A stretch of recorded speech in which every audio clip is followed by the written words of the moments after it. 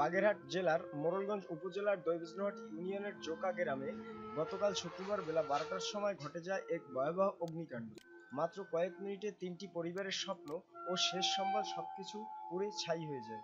এই অগ্নিকাণ্ডে 2 বৃদ্ধ নারী এবং স্থানীয় বাসিন্দা মোহাম্মদ জাহাঙ্গীর খানের বসতবাড়ি সম্পূর্ণ ক্ষতিগ্রস্ত হয়েছে। আগুনের সূত্রপাত কিভাবে তা এখনো নিশ্চিত হওয়া যায়নি, তবে স্থানীয়দের মতে আগুন ছড়িয়ে পড়ে খুব দ্রুত। 2 বৃদ্ধ নারীর সংসারে উপার্জন করার কোনো পুরুষ মানুষ নেই। শেষ সম্বল ছিল এই বসতঘর, এখন সেটিও নেই। আর জাহাঙ্গীর খানের পরিবারও সবকিছু হারিয়ে এখন সম্পূর্ণ দিশেহারা। তাহলে চলুন জোকা গ্রামের এই পরিবারগুলোর সাথে আমরা একটু সাক্ষাৎকারে কথা বলি। তোমার নাম কি? আমার নাম মোহাম্মদ জাহাঙ্গীর খান। আর আপনাদের দুজনের নাম কি? নীলু। আপনার?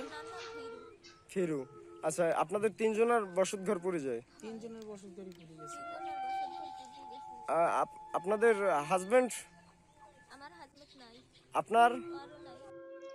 জোকা গ্রামের এই পরিবারগুলো এখন সম্পূর্ণ অসহায়। মানবিক সহায়তায় পারে তাদের নতুন করে আশার আলো দেখাতে। মোহাম্মদ লিমন হলাদার, দৈনিক দেশ বুলেটিন, বাগেরহাট।